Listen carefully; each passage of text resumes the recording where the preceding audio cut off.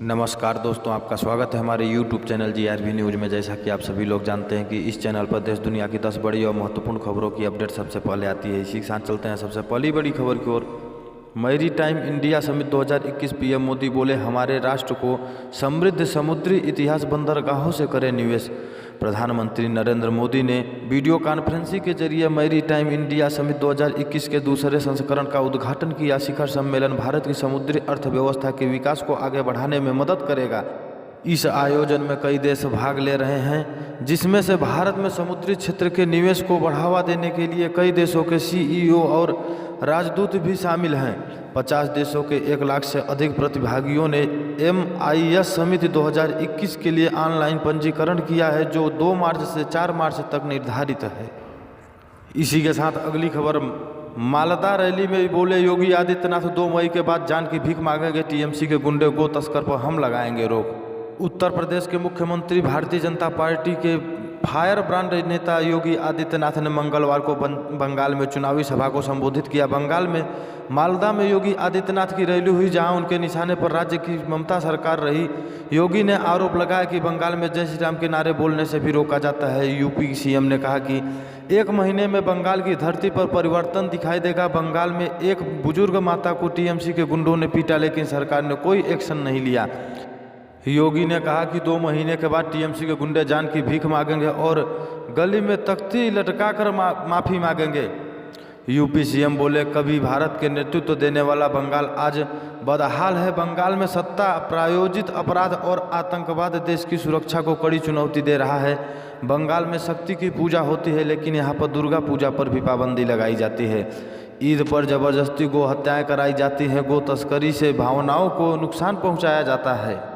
योगी आदित्यनाथ ने कहा कि बंगाल में जय श्री राम के नारे भी लगवाने से रोका जाता है। अयोध्या में एक सरकार ने राम भक्तों पर गोली चलवाई थी, उसका हश्र सभी ने देखा है। जो भी राम भक्त का द्रोही है, उनका बंगाल में कोई काम नहीं है। इसी के साथ अगली खबर, गाजियाबाद में 200 फैक्ट्रियों पर लटकी ध्वस्तीकरण की तलवार। GDA ने कई को भेजा नोटिस। गाजियाबाद के पांडवनगर स्थित फ्री होल्ड औद्योगिक क्षेत्र के 200 फैक्ट्रियों पर ध्वस्तीकरण की तलवार लटकी हुई है। 3 दशक पुरानी इन फैक्ट्रियों को गाजियाबाद विकास प्राधिकरण GDA ने ध्वस्तीकरण का नोटिस देकर फैक्ट्री के मालिक को चिंता बढ़ा दी है। नोटिस के बाद औद्योगिक संगठनों ने इसका विरोध करना शुरू कर दिया है। औद्योगिक संगठनों के पदाधिकारियों ने उद्योग बंधु की बैठक में पांडवनगर के उद्यमियों का मुद्दा उठाया है। गाजियाबाद उद्योग फेडरेशन के पदाधिकारियों ने जिला अधिकारी को बताया कि यहाँ करीब 2.5 से 3 दशक के से सूक्ष्म और लघु इकाई हैं। इंजीनियरिंग, मशीनरी, कल पुर्जों के साथ बेकरी और स्क्रैप के गोदाम हैं। सरकारी उपेक्षाओं के शिकार इस फ्री होल्ड क्षेत्र में सरकारी मूलभूत सुविधाएं न के बराबर हैं। GDA ने यहां के उद्योग को अवैध कारोबार बताकर ध्वस्तीकरण की कार्रवाई के लिए नोटिस जारी कर रहा है। इसी के साथ अगली खबर, स्वास्थ्य मंत्री हर्षवर्धन ने पैसे देकर लगवाए टीके। संजीवनी और हनुमान जी को क्यों किया अजित। कोरोना वायरस के खिलाफ जंग के दूसरे चरण में मंगलवार को केंद्रीय स्वास्थ्य मंत्री हर्षवर्धन ने कोरोना वैक्सीन लगवाई। केंद्रीय स्वास्थ्य मंत्री हर्षवर्धन और उनकी पत्नी ने Delhi heart anti lung institute में कोविड-19 के टीके की पहली खुराक ली। सबसे पहले हर्षवर्धन की पत्नी नूतन गोयल ने टीका लगवाया, फिर हर्षवर्धन ने। इस दौरान हर्षवर्धन ने हनुमान जी के लंका जाने और संजीवनी लाने की घटना का जिक्र किया और लोगों से कोरोना टीका लगवाने की अपील भी की। इसी के साथ अगली खबर, अब प्लेटफॉर्म टिकट का दाम 50 रुपये हुआ। कोरोना के बढ़ते मामलों में महाराष्ट्र को एक बार फिर से चिंता में डाल दिया है। राज्य में कोरोना के बढ़ते ग्राफ को देखते हुए रेलवे स्टेशनों पर अधिक भीड़ से बचने के लिए प्लेटफॉर्म टिकट की कीमत में इजाफा किया गया है। मध्य रेलवे ने कोविड-19 महामारी के मद्देनज़र गर्मी के मौसम में प्लेटफॉर्म पर अधिक भीड़ से बचने के लिए मुंबई मेट्रोपॉलिटन क्षेत्र MMR के कुछ महत्वपूर्ण स्टेशनों पर प्लेटफॉर्म टिकट की कीमत बढ़ा दी गई है। एक अधिकारी ने यह जानकारी दी।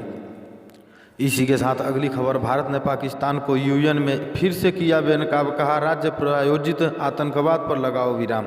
भारत ने मंगलवार को कहा, भयावह आर्थिक परिस्थितियों से जूझने वाले देश को राज्य प्रायोजित सीमा पर आतंकवाद को रोकना चाहिए और अपने अल्पसंख्यक और अन्य समुदायों के मानवाधिकारों के उल्लंघन को स्थगित रूप देना बंद करना चाहिए। पाकिस्तान के एक प्रतिनिधि के एक बयान के जवाब में मानवाधिकार परिषद के 46वें सत्र में एजेंडा आइटम 2 के तहत अपने उत्तर के अधिकार का उपयोग करते हुए भारत ने पाकिस्तान को आईना दिखाया और मंच का दुरुपयोग करने से फटकारा। इसी के साथ अगली खबर, 1 अप्रैल से 12 घंटे होगी नौकरी।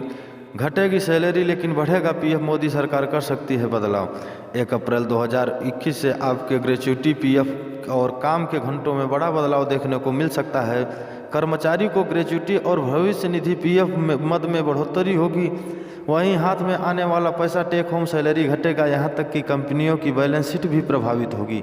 इसकी वजह है पिछले साल संसद में पास किए गए 3 मजदूरी संहिता विधेयक, कोड ऑन वेजेज बिल। इन विधेयक को इस साल 1 अप्रैल से लागू होने की संभावना है।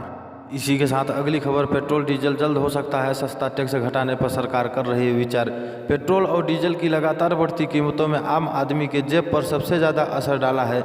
केंद्र सरकार आम लोगों को अब कुछ राहत दे सकती है। वित्त मंत्रालय पेट्रोल और डीजल पर एक्साइज ड्यूटी घटाने पर विचार कर रहा है। अभी देश में पेट्रोल और डीजल की कीमतें अपने उच्चतम स्तर पर चल रही हैं। रिपोर्ट के मुताबिक आम जनता पर बोझ कम करने के लिए सरकार टैक्स घटाने पर चर्चा कर रही है। यहीं पे समाचार समाप्त होता है। इसी प्रकार के समाचार को पाने के लिए इस चैनल को सब्सक्राइब करें और ज़्यादा से ज़्यादा शेयर करें।